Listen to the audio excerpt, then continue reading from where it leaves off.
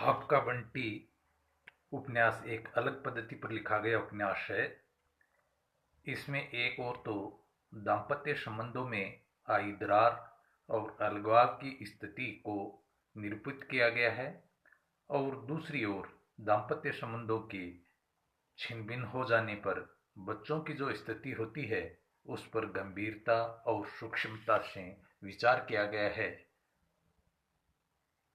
मैं डॉक्टर राजेंद्र सिंह, सहआचार्य राजकीय कला महाविद्यालय सीकर।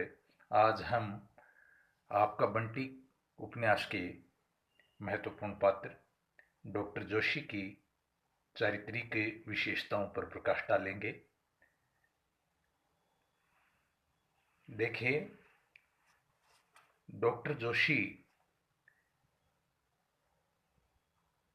की कथानक में महत्वपूर्ण भूमिका है। वे प्रौढ़ व्यक्ति हैं। पहली पत्नी से उत्पन्न उनकी दो संतान हैं, अमी एवं ज्योति, ज्योत कह दें। वे डॉक्टर हैं। उनके विचार सुलझे हुए, शांत स्वभाव और प्रगतिशील हैं। उनकी नगर में संभ्रांत नागरिक के रूप में गणना होती है। वे शानदार बंगले में रहते हैं। वहीं पर उनका क्लिनिक भी है जहां वे प्रैक्टिस करते हैं। शकुन का बेटा बंटी जब बीमार हुआ था तब से डॉक्टर जोशी शकुन के संपर्क में आए थे। यद्यपि उसी समय में वे कुछ ऐसा छोड़ गए थे जो धीरे धीरे पलता हुआ आगे चलकर वैवाहिक संबंध बन सका। डॉक्टर जोशी का व्यक्तित्व प्रभावशाली है। शकुन उसे देखकर, उसकी बातों को सुनकर प्रभावित हुए बिना नहीं रह पाती है। वह कहती है, अपने को पूरी तरह से देखकर, निर्द्वंद भाव से समर्पित करके आदमी कितना कुछ पा लेता है। डॉक्टर जोशी के पास अपार संपत्ति भी है, कार है, बंगला है, साथ ही उन्नत स्तर के जीवन जीने योग्य सभी साधन, पैसा, समाज, इज्जत, सब कुछ है। ये सब चीजें भी डॉक्टर जोशी को एक प्रभावी व्यक्तित्व प्रदान करती हैं।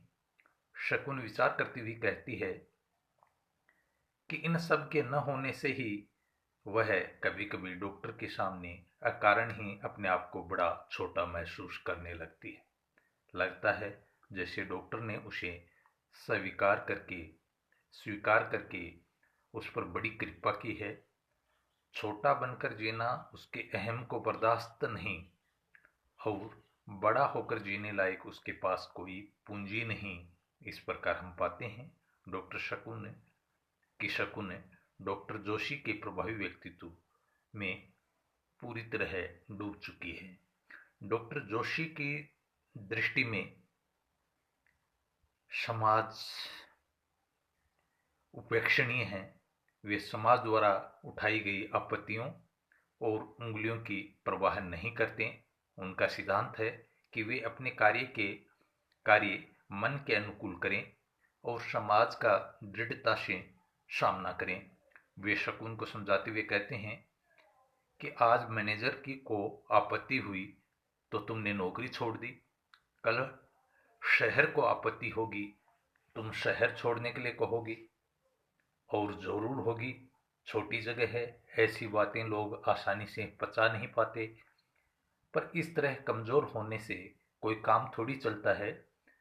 कहीं काम चल सकता है, और सच पूछो तो आपत्ति बाहर नहीं होती, अपितु कहीं मन के भीतर होती है।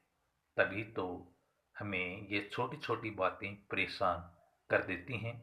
वरना इन आपत्तियों पर एक मिनट भी जाया करना मैं उचित नहीं समझता। इन लोगों का क्या हक है कि तुम्हारे व्यक्तिगत जीवन में हस्तक्षेप करने का। डॉक्टर जोशी सुलझे हुए मस्तिष्क के इंसान हैं। वे किसी समस्या के उठने पर उनका हल बड़ी ही आसानी से कर लेते हैं। जरा भी चिंता फिक्र नहीं करते। अंतर्द्वंद के शिकार तो वे कभी होते ही नहीं, सदा तनाव मुक्त रहते हैं। समस्या चाहे बंटी की हो चाहे अन्य की, वे साधारण रूप से ही उसे लेते हैं। डॉक्टर जोशी इस सुलझे व्यक्तित्व को देखकर डॉक्टर जोशी के इस सुलझे व्यक्तित्व को देखकर शकुन कभी कभी अचरज भरी निगाहों से देखती है। इन उपयुक्त विशेषताओं के अतिरिक्त भी डॉक्टर जोशी के चरित्र में बहुत सारी खासियत हैं, विशेषताएं हैं। यथा वे प्रगतिशील विचारों के धनी हैं, यौनाचार को आवश्यक मानते हैं, शकुन को प्रेम भी करते हैं और उनके व्यक्तिगत जीवन में दखल भी नहीं देते। व्यक्तिगत जीवन के सुख में वे बाधाओं की उपेक्षा कर देते हैं। उनकी मानसिकता आधुनिक सभ्य समाज के सर्वथा अनुकूल है।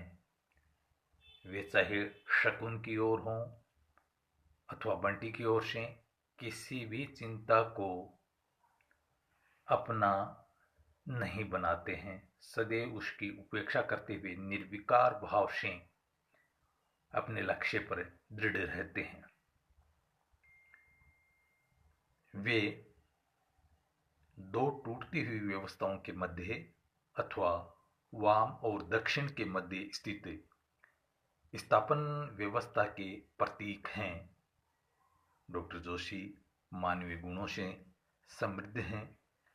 उनमें स्पष्टवादिता, चिंतनशीलता एवं कर्तव्यनिष्ठता के भाव विद्यमान हैं। सहानुभूति एवं सेवापरायणता भी उनके व्यक्तित्व में लक्षित होती है।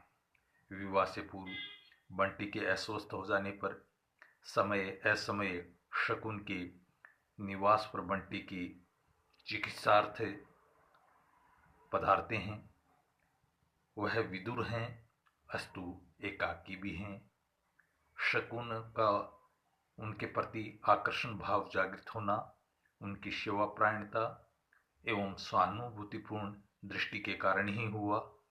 उनके पौरुषे व्यक्तित्व एवं दृढ़ नीतियों के कारण उनका सानिध्य शकुन के मन में आत्मविश्वास उत्पन्न करता है। जब शकुन बंटी के कारण परेशान होकर डॉक्टर जोशी से विचार विमर्श करती है तो बड़े ही सहज भाव से जोशी द्वारा बंटी की प्रॉब्लम का उत्तरदायित्व स्वयं पर ले जाने से शकुन तनाव मुक्त हो जाती है। वह सोचती है, कहती है, सारा रास्ता अकेले अकेले चलकर सारी परेशानियों से अकेले अकेले लड़कर भी ऐसा आत्मविश्वास और ऐसी शक्ति तो उसने अपने भीतर कभी महसूस ही नहीं की, जो आज अपने को बुरी तरह डॉक्टर के हवाले करके महसूस कर रही हैं। डॉक्टर जोशी के मन में भी शकुन के प्रेम की प्राप्ति की चाह है।